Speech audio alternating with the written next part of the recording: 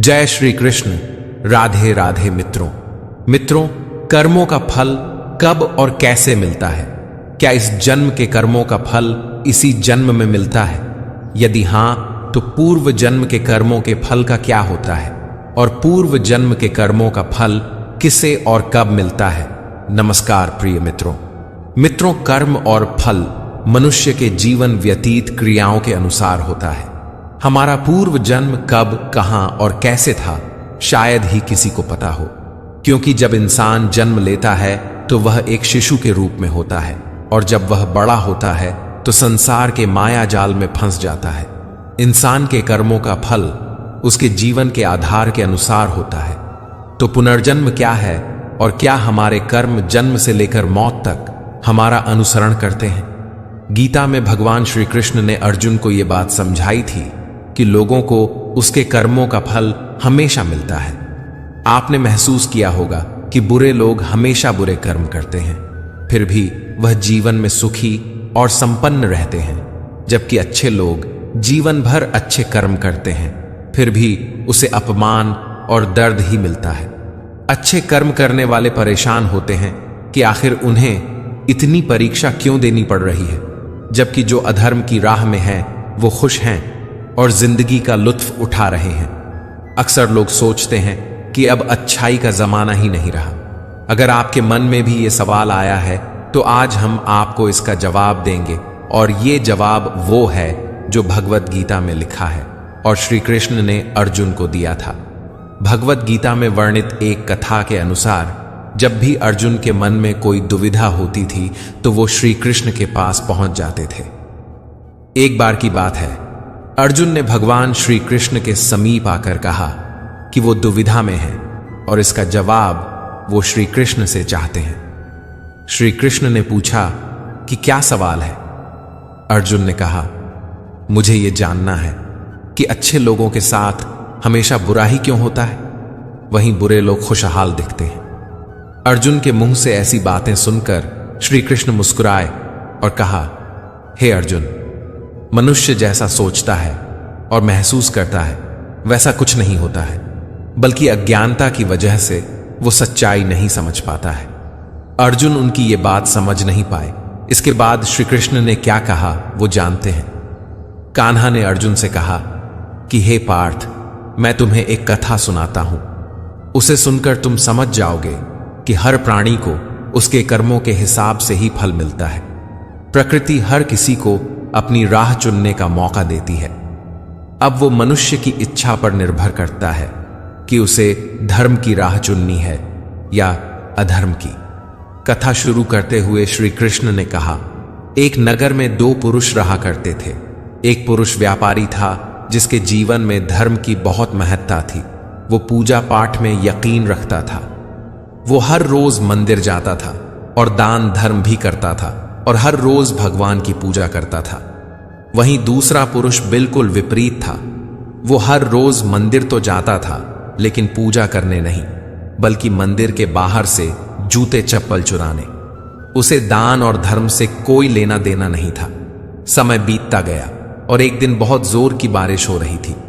इस वजह से मंदिर में पुजारी के अलावा कोई नहीं था। ये बात जब दूसरे पुरुष को पता चली तो उसने कहा कि ये सही मौका है मंदिर का धन चुराने का। पंडित से नजर बचाकर उसने मंदिर का सारा धन चुरा लिया। उसी समय धर्म कर्म में विश्वास रखने वाला व्यक्ति भी मंदिर पहुंचा। दुर्भाग्य से मंदिर के पुजारी ने उसे ही चोर समझ लिया और चिल्लाने लगे। वहां लोग एकत्र हो गए और उसे बहुत मारा। किसी तरह वो बचते बचाते वहां से निकला तो दुर्भाग्य ने उसका साथ वहां भी नहीं छोड़ा। मंदिर के बाहर वो एक गाड़ी से टकरा गया और घायल हो गया। फिर वो व्यापारी लंगड़ाते हुए घर जाने लगा तो रास्ते में उसकी मुलाकात उस पुरुष से हुई जिसने मंदिर से धन चुराया था। उस चोर पुरुष ने कहा, आज तो मेरी किस्मत चमक गई, एक साथ इतना सारा धन मिल गया। ये सब देखकर भले पुरुष को बहुत बुरा लगा और उसने अपने घर से भगवान की सारी तस्वीरें निकाल दी। कुछ सालों बाद दोनों ही पुरुषों की मृत्यु हो गई। मरने के बाद जब दोनों यमराज की सभा में पहुंचे और भले पुरुष ने दूसरे व्यक्ति को देखा तो उसे बहुत गुस्सा आया। उसने क्रोधित होकर यमराज से पूछ ही लिया कि मैं तो हमेशा अच्छे कर्म करता था, दान धर्म में विश्वास रखता था, उसके बदले जीवन भर मुझे अपमान और दर्द ही मिला और इस व्यक्ति को नोटों से भरी पोटली। आखिर ऐसा भेदभाव क्यों? इस पर यमराज ने कहा, पुत्र, तुम गलत समझ रहे हो। जिस दिन तुम्हारी गाड़ी से टक्कर हुई थी वो दिन तुम्हारे जीवन का आखिरी दिन था, परंतु तुम्हारे अच्छे कर्मों की वजह से तुम्हारी मौत सिर्फ एक छोटी सी चोट में बदल गई। तुम इस दुष्ट व्यक्ति के बारे में जानना चाहते हो। दरअसल इसके भाग्य में राजयोग था, मगर इसके कुकर्मों और अधर्म की वजह से वो सिर्फ एक छोटी सी धन की पोटली में बदल गया। कथा सुनाने के बाद श्री कृष्ण अर्जुन से कहते हैं, पार्थ, क्या अब तुम्हें तुम्हारे सवाल का जवाब मिल गया? ऐसा सोचना कि भगवान तुम्हारे कर्मों को नजरअंदाज कर रहे हैं, यह बिल्कुल भी सत्य नहीं है। भगवान हमें कब, क्या और किस रूप में दे रहा है मनुष्य को समझ में नहीं आता है, मगर आप अच्छे कर्म करते रहें तो भगवान की कृपा हमेशा बनी रहती है। इसलिए अपने अच्छे कर्मों को कभी बदलना नहीं चाहिए, क्योंकि उसका फल हमें इसी जीवन में मिलता है। इसलिए मनुष्य का फर्ज है कि वो हमेशा अच्छे कर्म करते रहें, क्योंकि श्री कृष्ण ने गीता में भी बताया है कि किसी के द्वारा किया गया कर्म बेकार नहीं जाता है, चाहे वो अच्छा हो या बुरा। मित्रों, जो अपने जीवन में जैसे कर्म करेगा वैसे ही फल या परिणामों का सामना उसे अपने जीवन में करना होगा। सामान्य भाषा में कर्म और फल के इसी चक्र को कर्म का सिद्धांत भी कहा जा सकता है। कर्म के फल को लेकर लोगों के अपने अपने मत हैं। कुछ अपने जीवन की परिस्थितियों को पूर्व जन्म के कर्मों का फल मानते हैं, तो कुछ मानते हैं कि जीवन के अच्छे बुरे कर्मों का फल इसी जीवन से संयोजित है। कर्मों के फल इस जन्म में मिले या अगले जन्म में, हमारी कोशिश सार्थक कर्म करने की होनी चाहिए। सार्थक कर्म और उनका सकारात्मक फल प्राप्त करने के लिए हमारा यह जानना आवश्यक है कि कर्म क्या है और यह कैसे कार्य करता है। गीता सार में कर्म की व्याख्या मिलती है। भगवान श्री कृष्ण के अनुसार कर्म वही है जो मनुष्य की बुद्धि में जन्म लेता है। बुद्धि में विचारों का जन्म होता है और मनुष्य विचारों को ही मानसिक और शारीरिक रूप से फलीभूत करता है। मतानुसार विचारों का प्रत्यक्ष रूप में परिवर्तन ही कर्म है, लेकिन कर्म की व्याख्या यहीं तक सीमित नहीं है। कर्म के प्रकार भी होते हैं। मुख्य रूप से कर्म 3 प्रकार के होते हैं: संचित, प्रारब्ध और क्रियमाण। संचित कर्म वह कर्म होते हैं जो बेमन या किसी के दबाव में किए जाएं। ऐसे कर्मों का फल सहस्त्र वर्षों तक संचित रहता है, लेकिन इसका फल हल्का धुंधला और विपरीत परिस्थितियों से टकराकर समाप्त हो जाता है। प्रारब्ध कर्म मनोयोग से पूर्ण इच्छा और भावना के साथ किया जाता है। इस कर्म का फल सार्थक रूप में मिलना तय है, लेकिन समय निश्चित नहीं है। क्रियमाण कर्म वह कर्म है जिसका फल इसी जन्म में मिलना तय है। इसमें ऐसे कर्म आते हैं जिनसे दूसरों को दुख पहुंचता है, जैसे किसी को मारना या गाली देना या किसी अन्य प्रकार से दुख पहुंचाना। मित्रों, श्रीमद् भगवद गीता में योगी राज श्री कृष्ण महाराज ने यह संदेश दिया है कि अवश्यमेव भोक्तव्यम कृतम कर्म शुभाशुभम, अर्थात प्रत्येक जीव को अपने किए हुए अच्छे एवं बुरे कर्मों के फल को भोगना ही पड़ेगा। कर्मों के फल से कोई बच नहीं सकता है। मित्रों, एक समय की बात है, एक महात्मा अपने शिष्य के साथ घूमने के लिए निकले।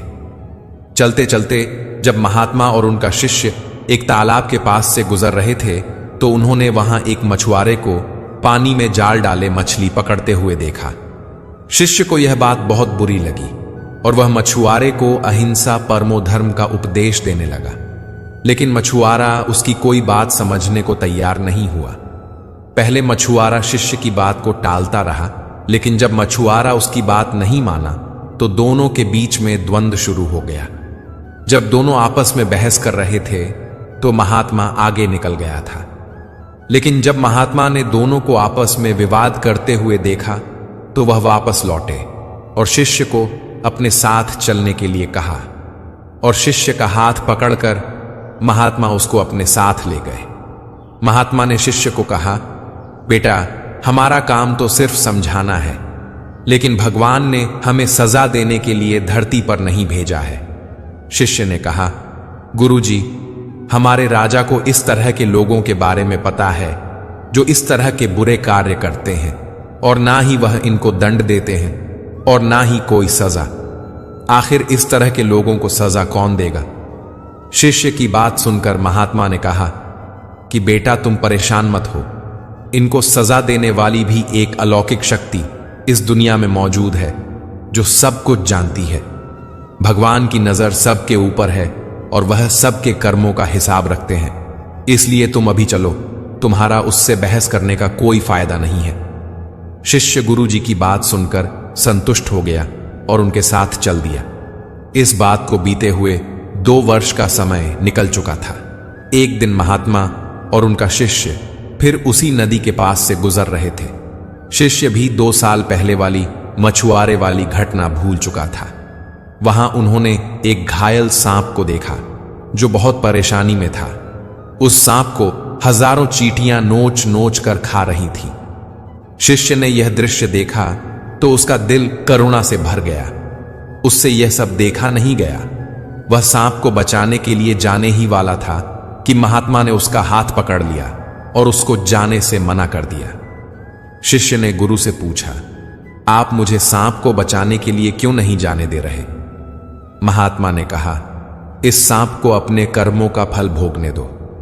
अगर तुमने इसको बचाने की कोशिश की तो इस बेचारे को अगले जन्म में फिर यह दुख भोगने पड़ेंगे, क्योंकि कर्म का फल सभी को भोगना पड़ता है।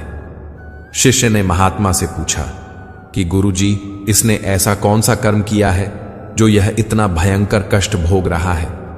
महात्मा ने कहा कि यह वही मछुआरा है जिसको तुमने 2 साल पहले मछलियों का ना मारने का उपदेश दिया था, और वह तुम्हारे साथ बहस करने के लिए तैयार हो गया था।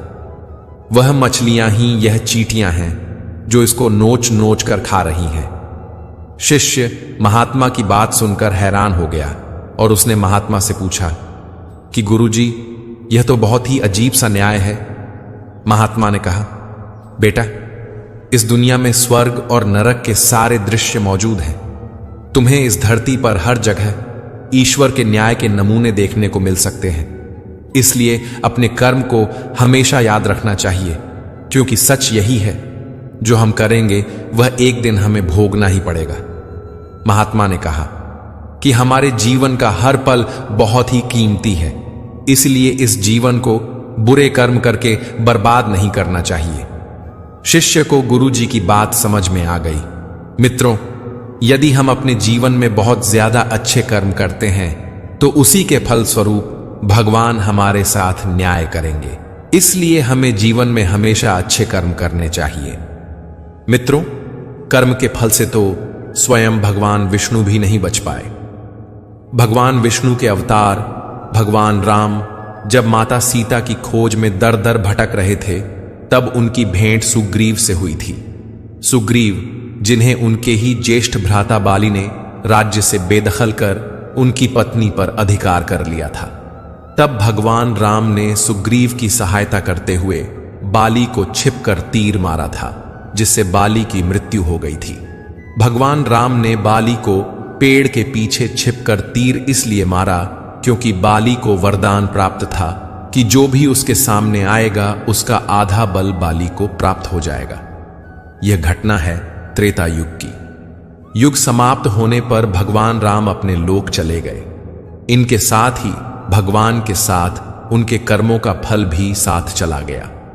द्वापर युग में जब भगवान विष्णु ने श्री कृष्ण के रूप में अवतार धारण किया तो पूर्व जन्म के कर्मों का फल भी उन्हें भोगना पड़ा।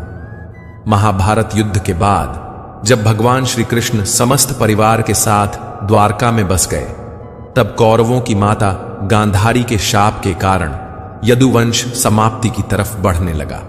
आपसी कलह और संहार के बीच यदुवंश में गिनती के लोग बचे। ऐसे में एक दिन श्री कृष्ण के बड़े भाई बलराम जी, जिन्हें शेषनाग का अवतार माना जाता है, समुद्र के तट पर ध्यान मग्न समाधि लेकर बैठ गए। विष्णु पुराण के अनुसार उस समय बलराम जी के शरीर से एक विशाल सर्प प्रकट हुआ और वह सागर में प्रवेश कर गया। इस तरह बलराम जी बैकुंठ लौट गए। दाऊजी के बैकुंठ लौट जाने के बाद एक दिन श्री कृष्ण एक पेड़ के नीचे लेटे थे। उस समय जरा नामक एक बहेलिया, जो हिरण के शिकार के लिए भटक रहा था, उसे दूर से श्री कृष्ण का पैर हिरण की आंखों की तरह दिखा। उसने तीर चला दिया। तीर लगते ही वह दौड़कर वहां पहुंचा, लेकिन हिरण की जगह श्री कृष्ण को घायल अवस्था में पाया। कुछ धार्मिक मान्यताएं हैं कि जरा नामक बहेलिया ही त्रेता युग में बाली था, जिसने अपने पिछले जन्म में धोखे से प्रहार करने वाले श्री राम से इस जन्म में बदला लिया। वहीं दूसरी मान्यता है कि हर व्यक्ति को अपने कर्म का फल अगले जन्म में भोगना होता है, इसलिए श्री राम ने अपने कर्म का फल श्री कृष्ण के रूप में भोगा। मित्रों, पूर्व काल में मगध नाम का एक देश था, जिसकी राजधानी पाटलिपुत्र थी। उसी राजधानी में श्याम नाम का एक अनाथ बच्चा रहता था। उसके माता पिता बचपन में ही चल बसे थे। उसका इस संसार में कोई नहीं था। वह वहां के अनाथ आश्रम में ही रहता था और पढ़ाई भी करता था। वह पढ़ने में मेधावी था। पढ़ाई खत्म करने के बाद सेना में उसकी नौकरी हो गई। उसने अभी तक शादी भी नहीं की थी।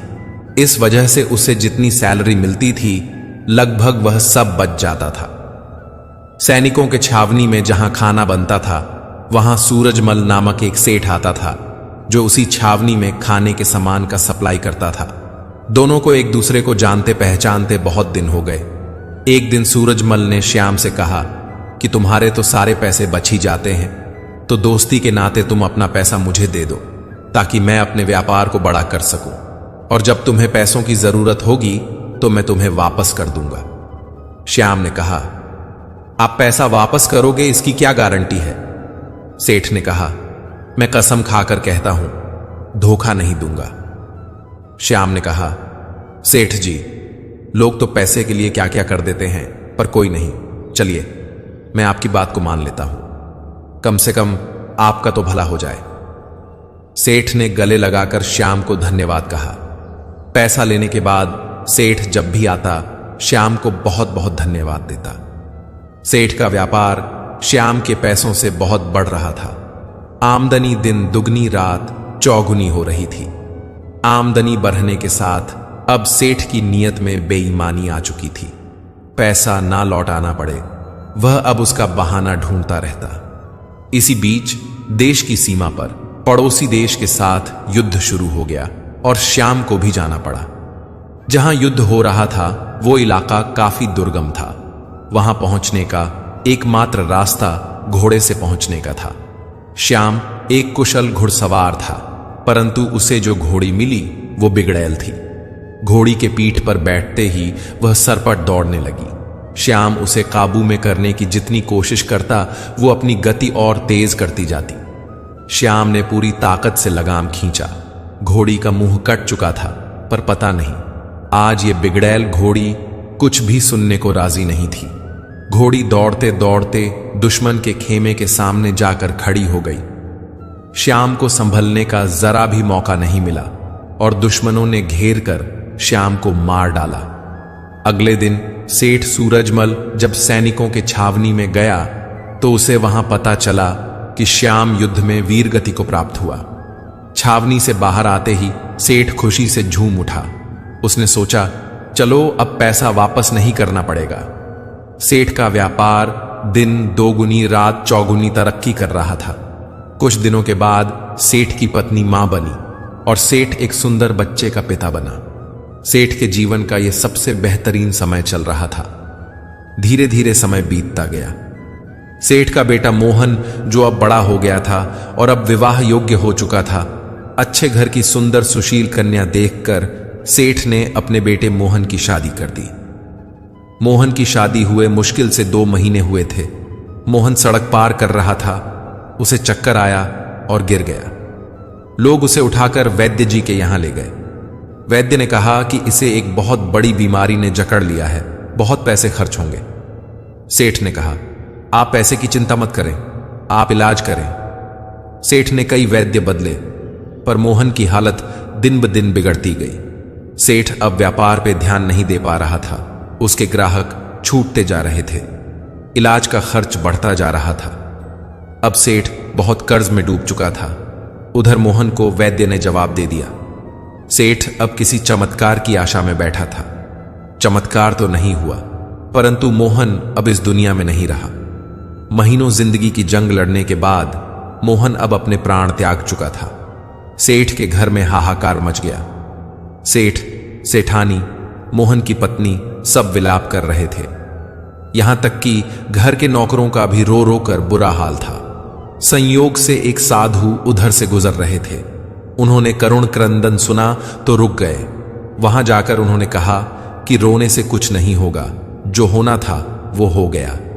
सेठ गुस्से में बोला, मेरे साथ ही क्यों? साधु ने कहा, सब कर्म का फल है, यहीं चुकाकर जाना होता है। आज बहुत रो रहे हो, कल तो तुम बहुत हंस रहे थे। सेठ ने कहा, मैं कुछ समझा नहीं। साधु ने कहा, तुमने अपने व्यापार के लिए पैसे उधार लिए थे। जब व्यापार चल पड़ा तो तुमने जिसके पैसे लिए थे उसे लौटाए नहीं। सेठ ने कहा, वो मर गया था, किसे लौटाता? साधु ने कहा, तुम झूठ बोल रहे हो। तुम भूल गए उसके मरने के समाचार पे। तुम कितना खुश हुए थे। उस दिन तुमने कितनी मिठाई बांटी थी। क्या मिठाई बांटना सही था? तुम उसके पैसे को सरकार को या अनाथालय या किसी जरूरतमंद को दे सकते थे, पर तुमने नहीं दिया। तुम्हारी नीयत में खोट थी। अब सेठ शर्मिंदा हो चुका था। आज सेठ वहीं पर खड़ा था जहां पर आज से 20 साल पहले खड़ा था। आज ना तो पैसे थे, न व्यापार और ना ही पुत्र, और ऊपर से ढेर सारा कर्ज उसके ऊपर हो गया था। साधु ने कहा, यह तुम्हारा पुत्र वही लड़का श्याम था। यह अपना हिसाब करने आया था, हिसाब कर लिया और चला गया। जितना उसने तुम्हें दिया था सूद सहित वापस ले लिया। तुमने उसकी शिक्षा, शादी, इलाज सब पर खूब खर्च किया। जब वो गया तुम्हें भिखारी बनाकर गया। सेठ ने सुबकते हुए कहा, मान लिया मेरी गलती थी, परंतु इस बेटी की क्या गलती? इससे तो सिर्फ 2 महीने पहले शादी हुई थी। साधु ने कहा, यह इसका कर्मफल था। ये पिछले जन्म में वो घोड़ी थी जिसके चलते श्याम की जिंदगी खत्म हुई। आज श्याम ने बदला ले लिया और इसकी जिंदगी नर्क बनाकर चला गया। मित्रों, जीवन में कुछ भी बिना कारण नहीं हो रहा है। हो सकता है बीज आपने बहुत पहले लगाया हो और आप भूल गए हो। वही बीज जब वृक्ष बन जाता है तब हमें पता चलता है। इसलिए आप कैसा बीज लगाते हो हमेशा याद रखो। प्रकृति हिसाब करती है, आप याद रखो या ना रखो, परंतु प्रकृति हमेशा याद रखती है। सेठ निरुत्तर, हताश, घर की सीढ़ी पर बैठा अपने कर्म को कोस रहा था। मित्रों, इसलिए कहा गया है, हमेशा अपने कर्म पर ध्यान दें। ऊपर वाले की लाठी में आवाज नहीं होती, परंतु उसकी मार से दर्द बहुत होता है। मित्रों, महाभारत युद्ध के पश्चात जब पांडवों सहित भगवान श्री कृष्ण पितामह भीष्म से आशीर्वाद लेकर हस्तिनापुर को वापस चलने के लिए रवाना होने लगे, तब भगवान श्री कृष्ण को रोककर पितामह ने श्री कृष्ण से पूछा कि हे मधुसूदन, ये मेरे कौन से कर्म का फल है जो मैं सरसैया पर पड़ा हुआ हूं? फिर भगवान श्री कृष्ण ने कहा कि जो जैसे कर्म करता है उसे वैसा ही फल मिलता है। जिसकी जैसी करनी होती है उसकी गति भी वैसी होती है। भगवान श्री कृष्ण ने पितामह भीष्म से पूछा, पितामह, आपको कुछ पूर्व जन्मों का ज्ञान है? इस पर पितामह ने कहा, हां हे भगवान, मुझे अपने 100 पूर्व जन्मों का ज्ञान है कि मैंने किसी व्यक्ति का कभी अहित नहीं किया। इस पर श्री कृष्ण मुस्कुराए और बोले, पितामह, आपने ठीक कहा कि आपने कभी किसी को कष्ट नहीं दिया, लेकिन 101वें पूर्व जन्म में आज की तरह तुमने तब भी राजवंश में जन्म लिया था और अपने पुण्य कर्मों से बार बार राजवंश में जन्म लेते रहे।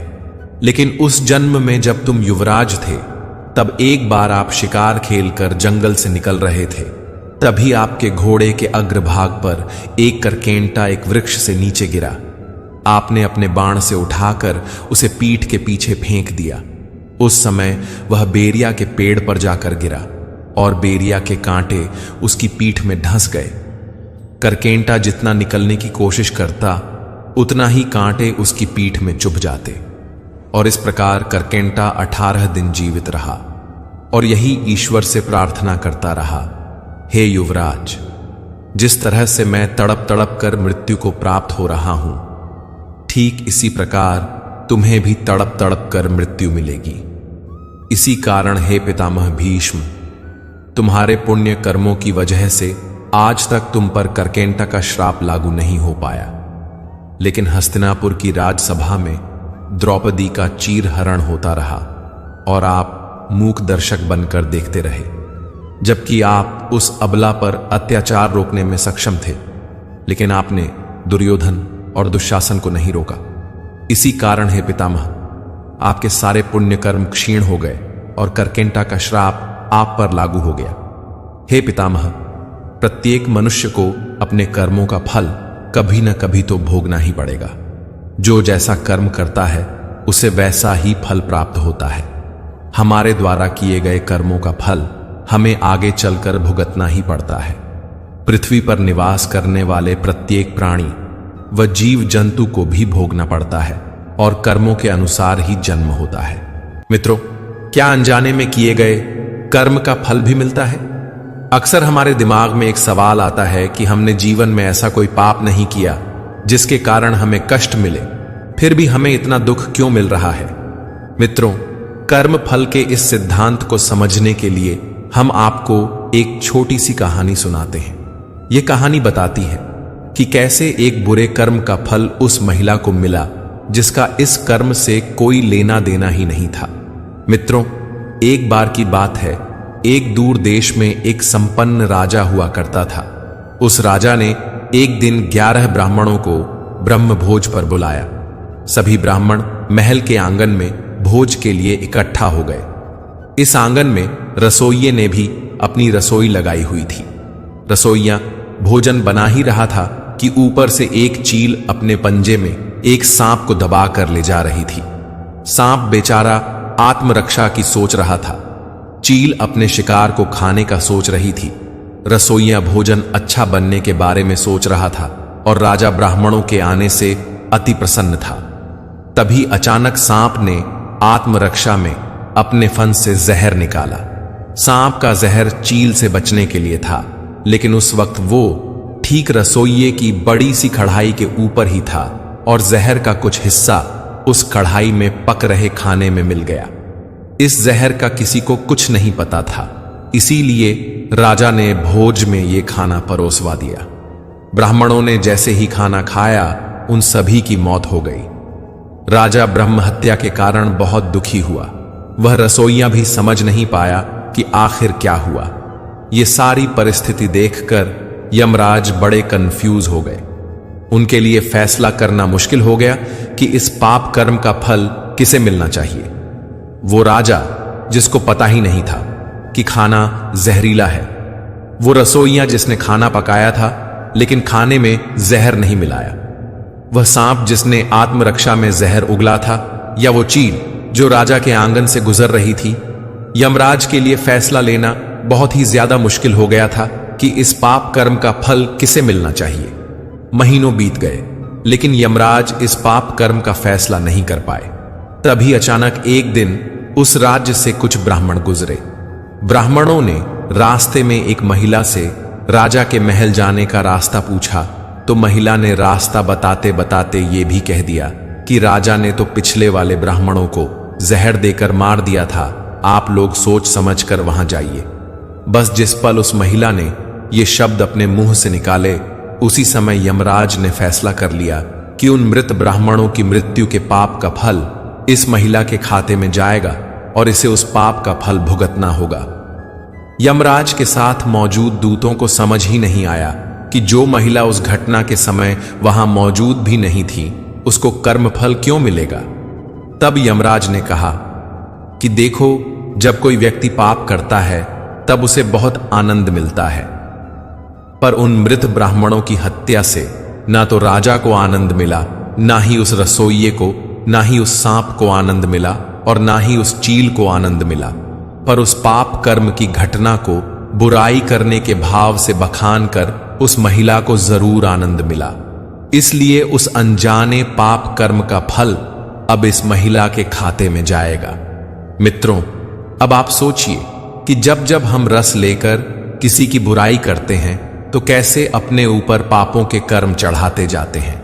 जितना मजा लेकर हम बुराई करते हैं उतने ही पापी बनते जाते हैं। इसीलिए मित्रों, हर कर्म को करने से पहले अच्छे से सोच विचार कर लीजिए, चाहे वो कर्म मन से किया गया हो या वाणी से किया गया हो या फिर शरीर से किया गया हो। एक तितली की गुदा में मांडव ऋषि ने कांटा डालकर छोड़ दिया था तो सूली उसके अंदर डाली गई थी। अपने तीर से सांप को उठाकर कांटों की झाड़ी में फेंक दिया था तो भीष्म पितामह को 6 महीने तक वाणों की सैया पर रहना पड़ा था। तो हम और आप क्या चीज है? बड़े बड़े ऋषि मुनियों को भोगना पड़ता है। एक गांव से 2 मित्र शहर में काम करने के लिए गए। दोनों ने मिलकर वहां ढेर सारा पैसा कमाया और एक होटल खोला। एक दिन एक मित्र के मन में आया कि हम दोनों ने मिलकर बहुत पैसा कमा लिया है, अगर एक को मार दें तो सारा संपत्ति मेरा हो जाएगा। और उसने उस मित्र को मारकर उसका अंतिम संस्कार कर दिया। अब वह बहुत धनी हो गया था। उसने गांव में जमीन खरीदी, सुंदर घर बनाया और बड़े धूमधाम से अपनी शादी की। एक ही वर्ष बाद उसे एक सुंदर पुत्र की प्राप्ति हुई। पुत्र जब बड़ा हुआ तो उसे पढ़ने के लिए विदेश भेजा। अब पुत्र वहां बीमार होना शुरू हुआ। महंगे इलाज करवाए गए।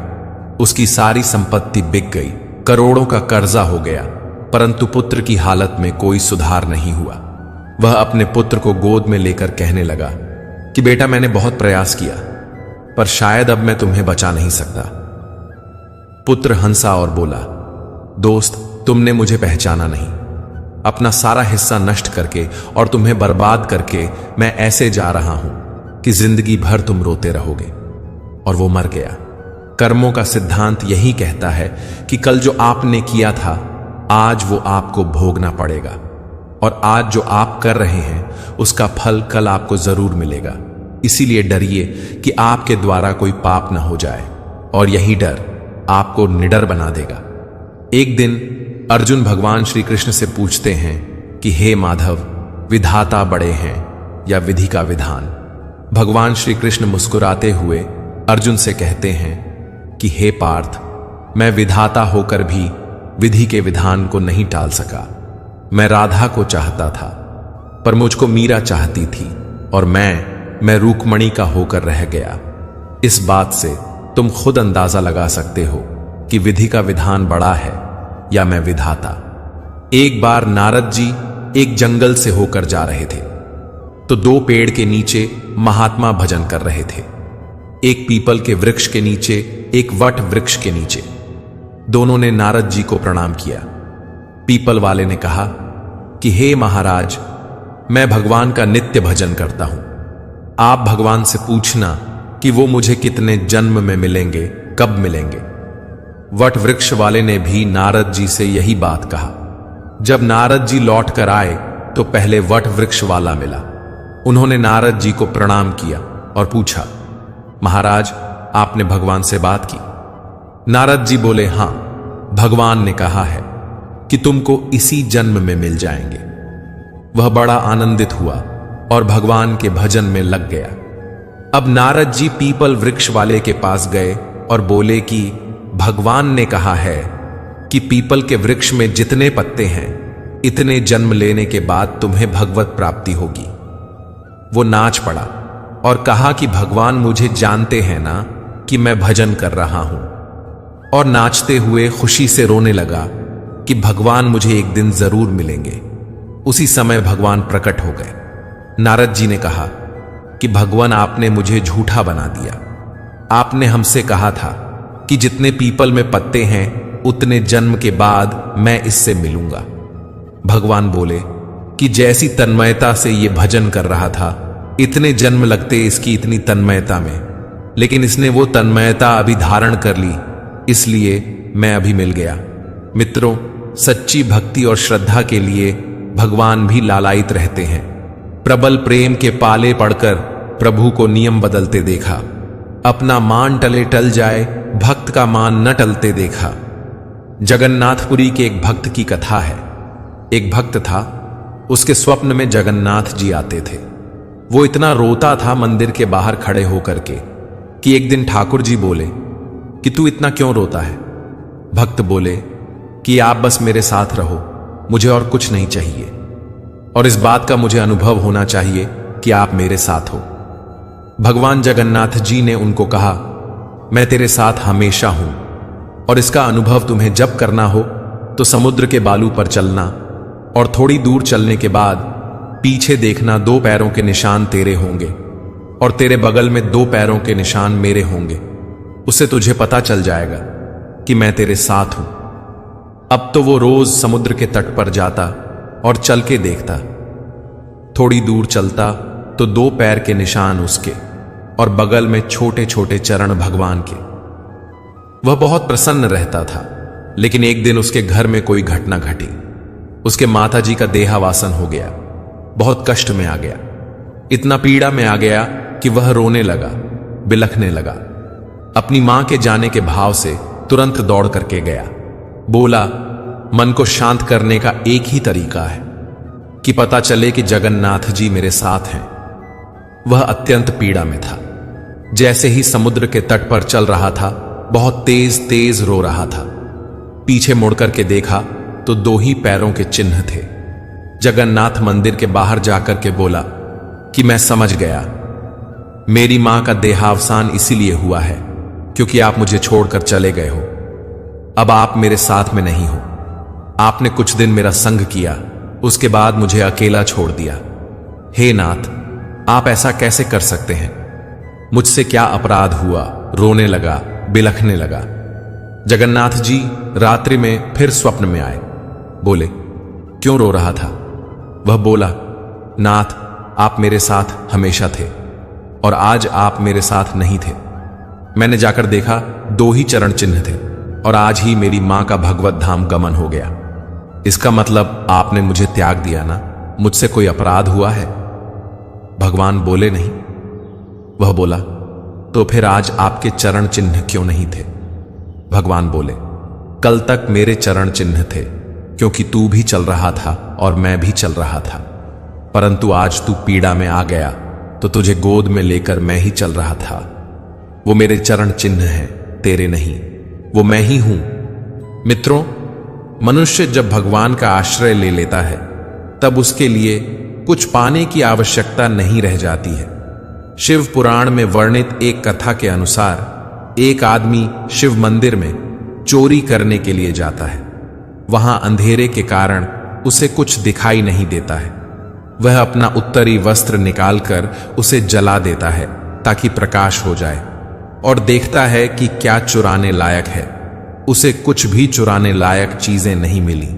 चुराने के इरादे से वो पाप ही कर रहा था, लेकिन शिव मंदिर में प्रकाश करने के कारण अगले जन्म में वह चक्रवर्ती सम्राट बना और उसको स्मृति आई कि शिव मंदिर में कुछ क्षण अपने वस्त्र से प्रकाश करने के परिणाम से मैं राजा बना हूं। उसने अपने राज्य में लाखों शिवालय बनवाए और हर शिवालय में अखंड घी का दीप जलवाया। फलस्वरूप अगले जन्म में वो कुबेर बने, धन के स्वामी और भगवान शिव के मित्र। एक छोटे से बालक थे जिसका नाम धन्ना जाट था। एक दिन उसकी मां सत्संग में कथा सुनाने ले गई। महात्मा जी कथा में कह रहे थे कि बिना भगवान को भोग लगाए जो भोजन करता है वह पाप को खाता है। भगवान की सेवा करनी चाहिए। वो घर में आए तो अपनी मां से कहा कि हमारे घर में तो भगवान है नहीं, भगवान को भोग नहीं लगता है, हम लोग तो पाप को खाते हैं, अब कैसे होगा? कथा के आखिरी दिन वो महात्मा के पास गए और कहा कि आपने कथा सुनाया कि बिना भगवान को भोग लगाए भोजन नहीं खाना चाहिए। हमारे यहां तो भगवान है नहीं, तो आप भगवान दे दो। उन्होंने देखा कि बच्चा है तो उन्होंने कहा कि कथा समाप्त होगी तो भगवान दे देंगे। महात्मा जी जब जाने लगे तो धन्ना जाट उनके पीछे चल पड़े और बोले, आपने कहा था भगवान दे दो। महात्मा ने सोचा कि बच्चा है, इसको ठाकुर जी तो दे नहीं सकते, तो महात्मा भांग खाते थे। भांग पीसने वाला बट्टा उस बालक को देते हुए बोले, ये लो, ये भगवान है, ले जाओ। उन्होंने पूछा, कैसे इसकी सेवा करेंगे? तो महात्मा बोले, नहाकर इनको नहला देना और खिलाकर खा लेना, बस इतनी सी सेवा है। वह बालक इतने खुश हो गए कि मुझे ठाकुर जी मिल गए, मुझे भगवान मिल गए। घर गए, नहाए, फिर ठाकुर जी को नहलाया। एक थाली में बाजरे की रोटी बट्टे के सामने रखा और बोला, खाओ प्रभु। एक दिन हो गया तो उन्होंने सोचा कि हमारे पास कुछ है नहीं, लगता है महात्मा जी के पास खीर पुआ जैसी सामग्री थी, इसीलिए ठाकुर जी खाते होंगे। दूसरा दिन हुआ, फिर बाजरे की रोटी। तीसरा दिन वही बाजरे की रोटी, लेकिन ठाकुर जी खा नहीं रहे थे। तो वह रो रो के बट्टे को सीने से लगाकर कहने लगे कि प्रभु, हमारे पास नहीं है कि हम तुम्हें खीर पूड़ी खिला सके, और गुरुजी ने कहा है कि बिना खिलाए खाना नहीं, तो जब तक आप नहीं खाओगे, चाहे हम मर जाएं, लेकिन हम भी नहीं खाएंगे। उसी समय श्री कृष्ण प्रकट हो गए और बाजरे की रोटी को खाना शुरू कर दिया। बालक बोले, प्रभु, आधा ही खाना, आधा मैं खाऊंगा, क्योंकि हमारे पास ज्यादा कुछ है नहीं। गरीब आदमी है, मां एक दो रोटी ही बना पाती है, और जब भगवान की कृपा हुई तो धन्ना सेठ हो गए, अपार वैभव, अपार संपत्ति के स्वामी। भगवान श्री कृष्ण भगवत गीता में कहते हैं कि जो व्यक्ति सभी प्राणियों में समान रूप से विद्यमान परमेश्वर को देखता है और जो नाश होने वाले शरीर में भी नाश न होने वाले आत्मा को देखता है, वही सही मायने में देखता है। एक सच्चा ज्ञानी वही है जो हर जीव को एक समान भाव से देखे।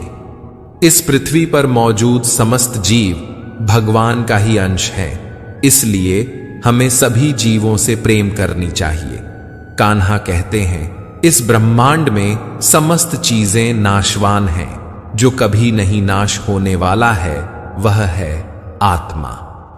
उद्धव गीता में वर्णित एक प्रसंग के अनुसार उद्धव भगवान श्री कृष्ण से पूछते हैं कि कृष्ण, आप तो पांडवों के सखा थे, आप हर कष्ट और समस्या में उनका साथ देने की बात कहते थे, फिर आपने क्यों उन्हें जुआ में हारने दिया? क्यों आपने द्रौपदी को भरी सभा में अपमानित हो जाने दिया? कहते हैं कि आपने द्रौपदी का चीरहरण नहीं होने दिया। एक स्त्री का भरी सभा में इतना अपमान होने पर आपने क्या बचाया कृष्ण? इतना कहते हुए उद्धव का गला रुंध गया। अपने मित्र उद्धव की बात सुनकर कान्हा मुस्कुराए और बोले, उद्धव, मैं सचमुच पांडवों के साथ था। मैंने सदैव उनका हित करना चाहा। मैं सदैव अपने हर भक्त के साथ रहता हूं। मेरी उपस्थिति पर संदेह मत करो और ना ही मेरी नियत पर। उद्धव, युधिष्ठिर और दुर्योधन में सिर्फ एक ही अंतर था, जिस कारण गलत राह पर होते हुए भी दुर्योधन जीता और युधिष्ठिर हार गए। उद्धव ने कहा, कृष्ण, अगर आप युधिष्ठिर के साथ थे तो उन्हें भला किसी और चीज की क्या आवश्यकता थी, और आखिर वह अंतर क्या था? इस पर कान्हा कहते हैं, उद्धव, वह अंतर विवेक का अंतर था। दुर्योधन को द्रुत क्रीड़ा नहीं आती थी, लेकिन उसने अपने विवेक का उपयोग किया और कहा कि उसकी तरफ से शकुनी यह खेल खेलेंगे। यह खेल पांडवों को भी नहीं आता था, लेकिन वे स्वयं खेलने लगे। सोचो, अगर युधिष्ठिर अपने विवेक का उपयोग करते हुए कहते कि उनकी तरफ से मैं यह खेल खेलूंगा, तो पासे शकुनी के अनुसार आते या मेरे अनुसार। उद्धव श्री कृष्ण से कहते हैं कि चलिए मान लिया कि पांडवों ने आपको क्रीड़ा में सम्मिलित नहीं किया, तो क्या आप अपनी शक्ति से पासे नहीं पलट सकते थे? इस पर कान्हा कहते हैं, उद्धव, मैं बिल्कुल ऐसा कर सकता था, लेकिन मैं करता कैसे? पांडवों ने मुझे अपनी प्रार्थना में बांध लिया था। वे द्रुत क्रीड़ा मुझसे छिपकर खेलना चाहते थे। उन्हें लगा कि मुझे पता नहीं चलेगा कि वे लोग अंदर क्या कर रहे हैं। उन्होंने मुझे अपनी प्रार्थना में बांधकर कहा, जब तक आपको पुकारा ना जाए आप अंदर नहीं आएंगे। अब बताओ, मैं अंदर कैसे आता?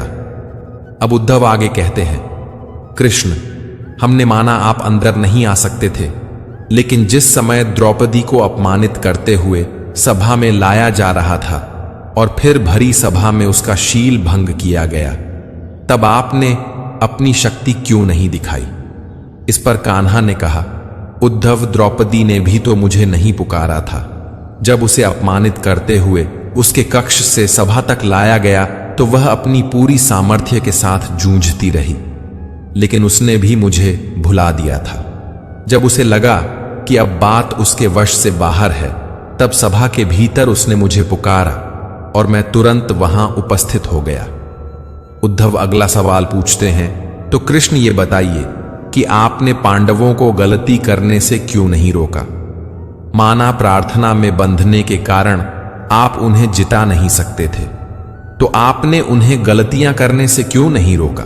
इस पर कान्हा कहते हैं, उद्धव, मैं भी कुछ नियमों में बंधा हूं। जो अपने विवेक का उपयोग करता है वही जीतता है।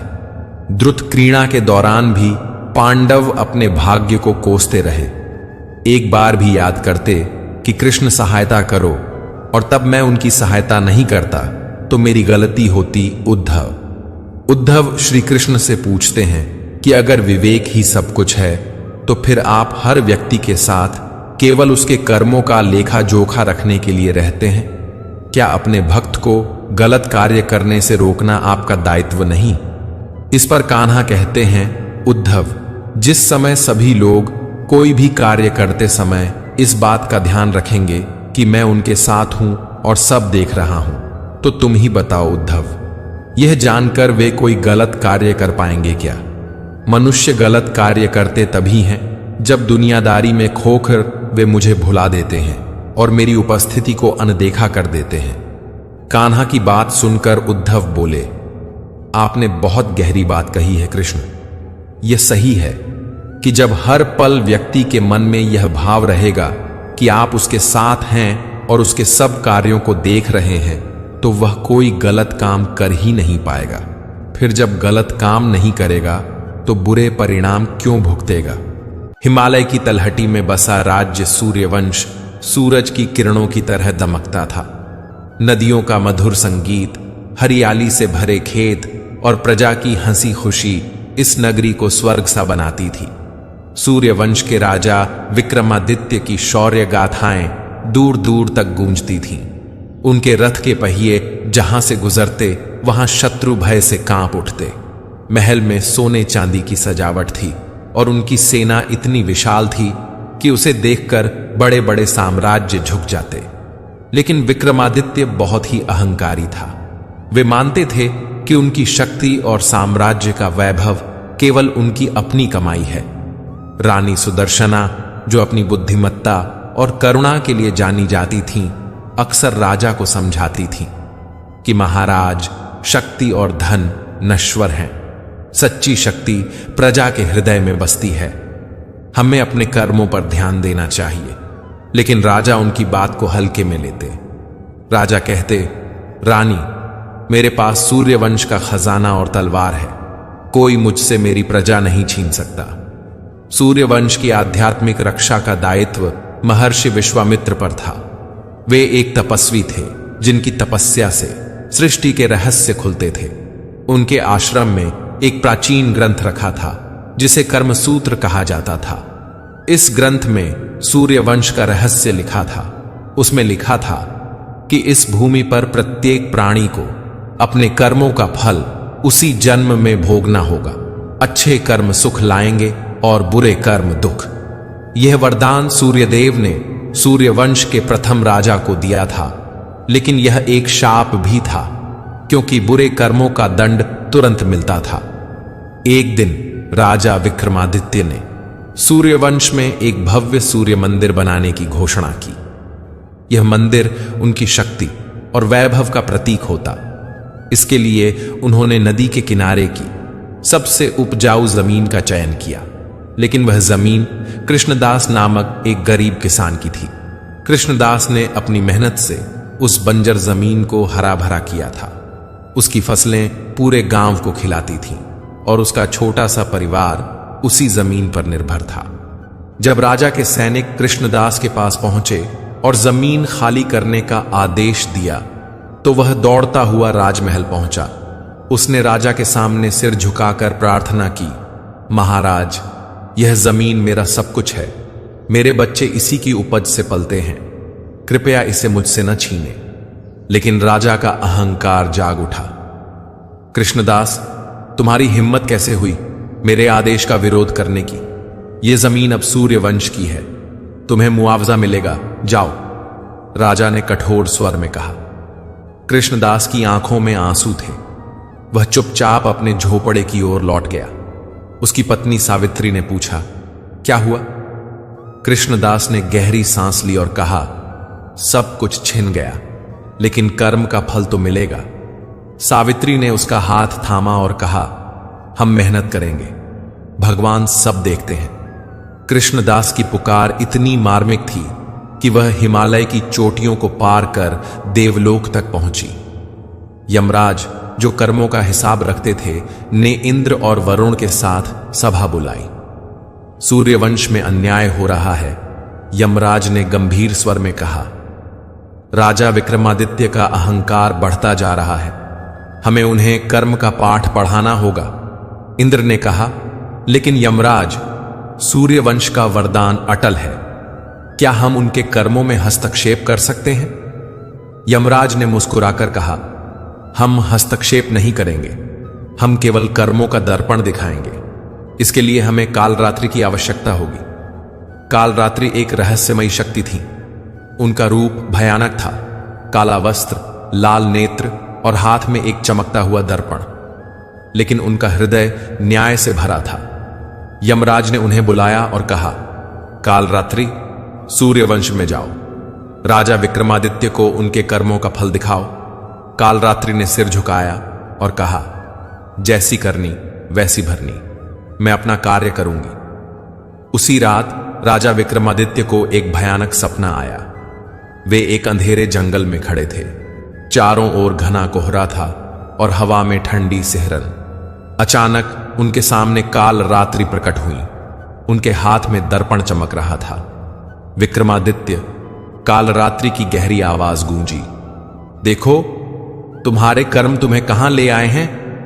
दर्पण में राजा ने देखा, कृष्णदास का रोता हुआ परिवार, उसकी बर्बाद फसलें और प्रजा की निराशा।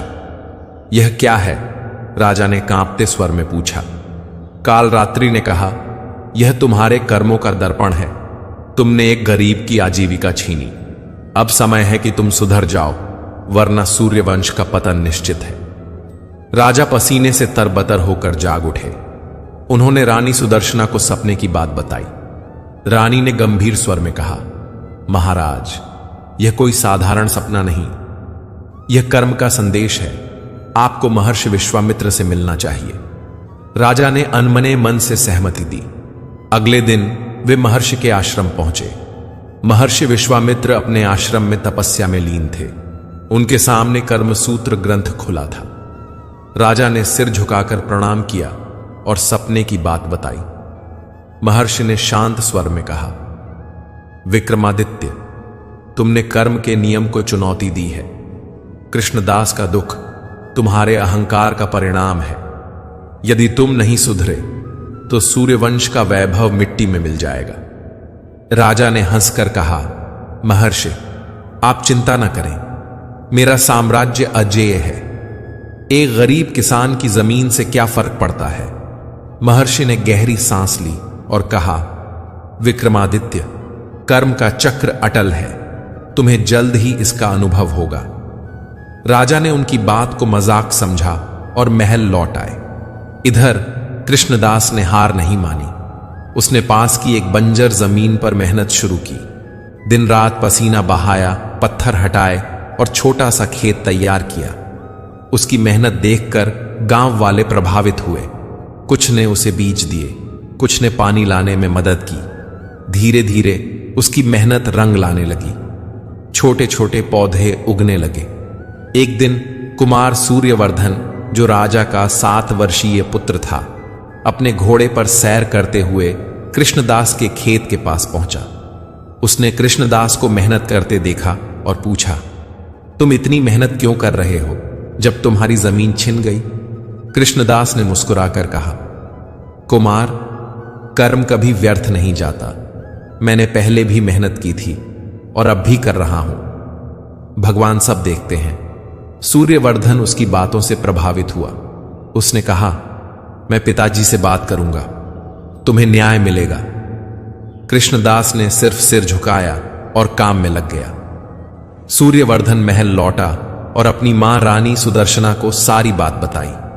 रानी ने उसे गले लगाया और कहा, बेटा, तुमने सच्चाई का साथ दिया। अब हमें मिलकर राजा को समझाना होगा। लेकिन सूर्यवंश में अंधेरा छाने लगा।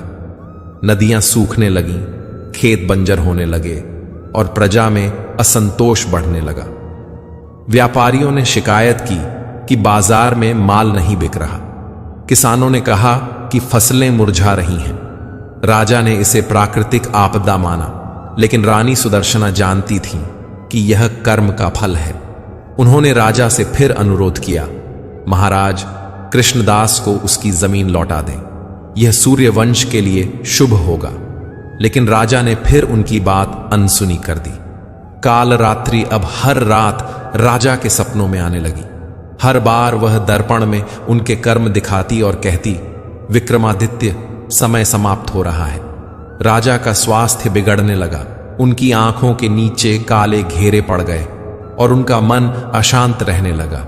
एक रात कालरात्रि ने कहा, अगली अमावस्या तक यदि तुमने अपने कर्म नहीं सुधारे तो सूर्यवंश का अंत निश्चित है।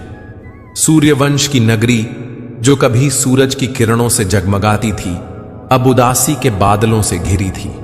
नदियों का पानी कम होने लगा था और खेतों में फसलें मुरझा रही थीं। बाजारों में सन्नाटा पसर गया था और प्रजा के चेहरों पर चिंता की लकीरें साफ दिखाई देती थीं। राजा विक्रमादित्य का मन अशांत था। काल रात्रि के सपने अब हर रात उन्हें सताने लगे थे। उनके दर्पण में दिखने वाले दृश्य, कृष्णदास का रोता हुआ परिवार, प्रजा की निराशा और सूर्यवंश का बर्बाद होता वैभव उनके हृदय को कचोट रहे थे। राजा ने अपने मंत्रियों को बुलाया और पूछा, यह सब क्या हो रहा है? हमारी नदियां क्यों सूख रही हैं? फसलें क्यों नष्ट हो रही हैं? मंत्रियों ने एक दूसरे की ओर देखा, लेकिन कोई जवाब नहीं दे सका। अंत में वयोवृद्ध मंत्री चंद्रसेन ने साहस जुटाकर कहा, महाराज, यह प्राकृतिक आपदा नहीं बल्कि कर्म का फल हो सकता है। प्रजा में चर्चा है कि कृष्णदास के साथ हुए अन्याय ने सूर्यवंश को शापित किया है। राजा का चेहरा क्रोध से लाल हो गया। कृष्णदास, एक साधारण किसान के लिए तुम मेरे साम्राज्य को दोष दे रहे हो? उन्होंने गरजते हुए कहा। मैंने उसे मुआवजा देने का आदेश दिया था। वह चाहे तो दूसरी जमीन ले सकता है। चंद्रसेन ने सिर झुकाया और चुप हो गए। लेकिन उनके मन में यही बात थी कि राजा का अहंकार ही इस विपत्ति का कारण है। रानी सुदर्शना ने यह सब सुना। उन्होंने राजा से एकांत में बात करने की अनुमति मांगी। महाराज, रानी ने शांत स्वर में कहा, प्रजा का दुख आपकी आंखों से क्यों नहीं दिखता? कृष्णदास की जमीन केवल मिट्टी का टुकड़ा नहीं थी, वह उसका जीवन थी। आपने उसे छीना और अब सूर्यवंश उसका फल भोग रहा है। राजा ने अधीरता से कहा, रानी, तुम भी वही बात? मैंने सूर्य मंदिर के लिए वह जमीन ली। यह सूर्यवंश की भलाई के लिए था। रानी ने गहरी सांस ली और कहा, महाराज, भलाई अन्याय के रास्ते नहीं आती। आपको महर्षि विश्वामित्र की चेतावनी याद है, कर्म का चक्र अटल है। राजा चुप हो गए, लेकिन उनके मन में अहंकार अभी भी हावी था। उन्होंने कहा, मैं इस सपने और विपत्ति से नहीं डरता। मैं सूर्यवंश का राजा हूं। इधर कुमार सूर्यवर्धन अपने छोटे से मन में बड़े बड़े विचार लिए घूम रहा था। कृष्णदास की बातें उसके कानों में गूंज रही थीं। कर्म कभी व्यर्थ नहीं जाता। उसने अपनी मां रानी सुदर्शना से पूछा, मां, क्या पिताजी ने सचमुच कृष्णदास के साथ गलत किया? रानी ने उसे गले लगाया और कहा, बेटा, तुम्हारा हृदय निर्मल है। तुम्हें सच्चाई दिखती है। हां, तुम्हारे पिताजी का निर्णय गलत था, लेकिन वे इसे अभी नहीं समझ रहे। हमें उन्हें सही रास्ता दिखाना होगा। सूर्यवर्धन ने ठान लिया कि वह कुछ करेगा। अगले दिन वह अपने घोड़े पर सवार होकर फिर से कृष्णदास के नए खेत पर पहुंचा। वहां का दृश्य देखकर उसकी आंखें चमक उठीं। बंजर जमीन अब हरी भरी होने लगी थी। छोटे छोटे पौधे सूरज की रोशनी में मुस्कुरा रहे थे। कृष्णदास पसीने से तरबतर मिट्टी खोद रहा था। सूर्यवर्धन ने उत्साह से पूछा, कृष्णदास, तुमने यह कैसे किया? यह जमीन तो पत्थरीली थी। कृष्णदास ने मुस्कुराकर कहा, कुमार, मेहनत और विश्वास से सब कुछ संभव है। मैंने इस जमीन को अपना पसीना दिया और यह मुझे फल दे रही है। सूर्यवर्धन ने कहा, मैं चाहता हूं कि पिताजी तुम्हारी मेहनत देखें। क्या तुम मेरे साथ महल चलोगे? कृष्णदास ने हिचकिचाते हुए कहा, कुमार, मैं एक साधारण किसान हूं, राजा के सामने क्या कहूंगा? लेकिन सूर्यवर्धन ने आग्रह किया और अंत में कृष्णदास मान गया। महल में सूर्यवर्धन ने अपनी मां को सारी बात बताई। रानी सुदर्शना ने यह सुनकर प्रसन्नता व्यक्त की। उन्होंने राजा से अनुरोध किया, महाराज, आपका पुत्र कुछ कहना चाहता है, कृपया उसकी बात सुने। राजा, जो पहले से ही परेशान थे, ने अधीरता से कहा, बोलो सूर्यवर्धन, क्या बात है? सूर्यवर्धन ने नन्हे लेकिन दृढ़ स्वर में कहा, पिताजी, मैंने कृष्णदास को देखा। उसने बंजर जमीन को हरा भरा कर दिया। उसकी मेहनत देखकर मुझे लगा कि वह सूर्यवंश का गौरव है।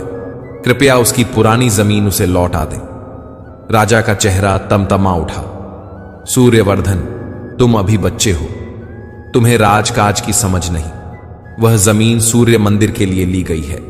अब यह चर्चा बंद करो। सूर्यवर्धन की आंखें नम हो गईं, लेकिन उसने हार नहीं मानी। उसने अपनी मां की ओर देखा और रानी ने उसे इशारे से शांत रहने को कहा। उसी रात कालरात्रि फिर से राजा के सपनों में आई। इस बार उनका रूप और भी भयानक था। उनके दर्पण में अब न केवल कृष्णदास का दुख दिख रहा था, बल्कि सूर्यवंश की बर्बादी भी। नदियां पूरी तरह सूख चुकी थीं, प्रजा भूख से तड़प रही थी और राजमहल की दीवारें ढह रही थीं। कालरात्रि की आवाज गूंजी, विक्रमादित्य, तुमने अपनी प्रजा को धोखा दिया।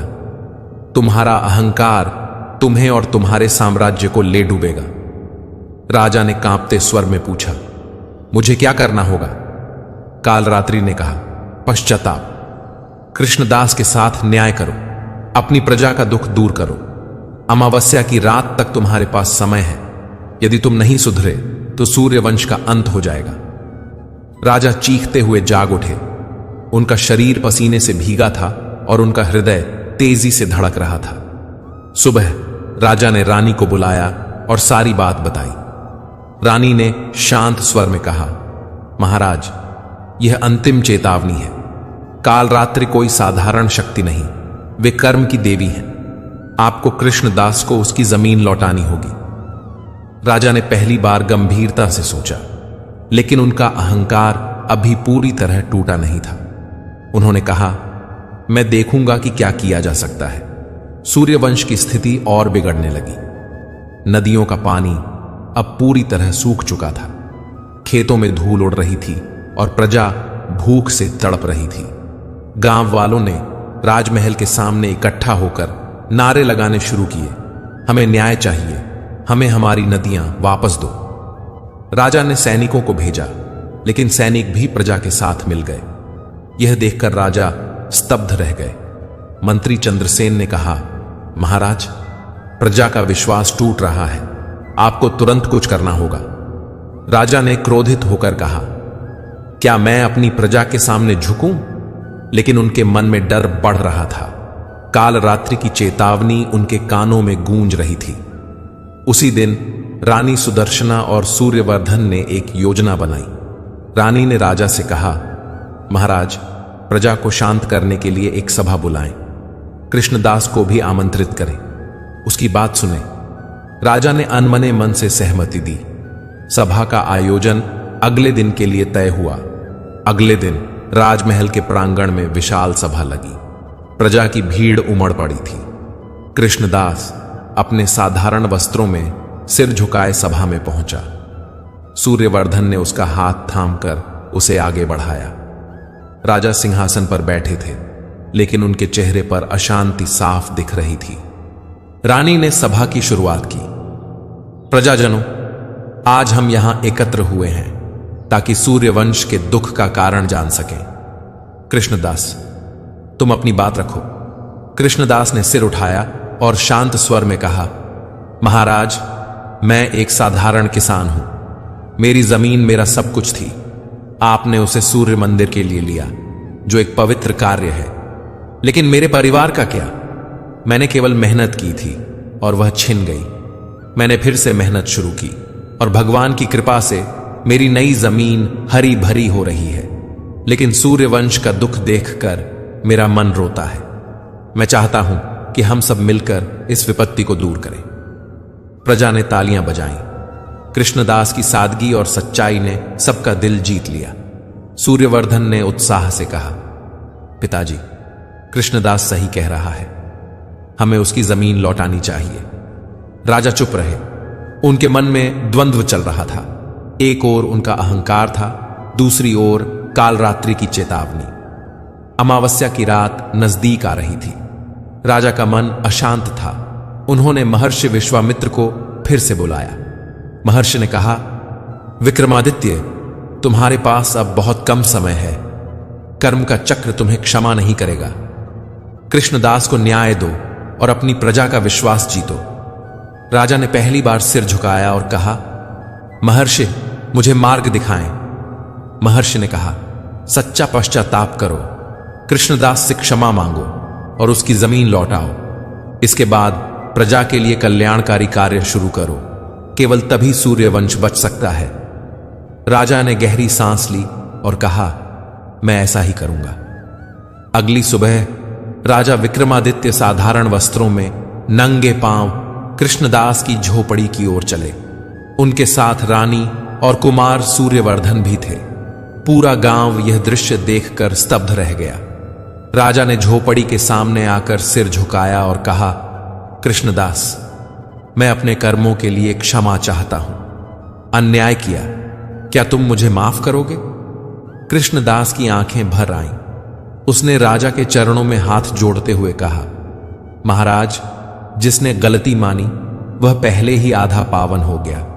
मैं आपको क्षमा करता हूं। राजा ने कहा, तुम्हारी जमीन तुम्हें लौटाई जाती है और साथ ही उस पर बने मंदिर की देखरेख का दायित्व भी तुम्हें ही सौंपता हूं।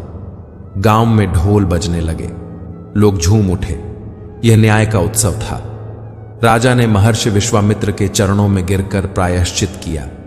महर्षि ने कहा, विक्रमादित्य, तुमने समय रहते कर्म का मार्ग चुन लिया।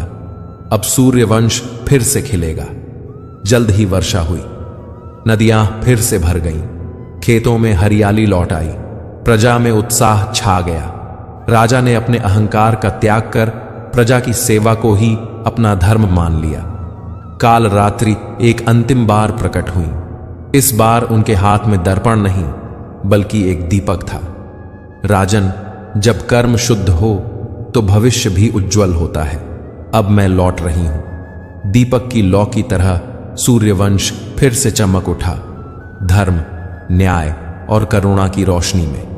मित्रों, अगर आपको हमारा ये वीडियो पसंद आया तो कमेंट में जय श्री राधे कृष्ण लिखें और ऐसे ही प्रेरणादायक वीडियो देखने के लिए हमारे चैनल को सब्सक्राइब कर लें। जय श्री राधे कृष्ण।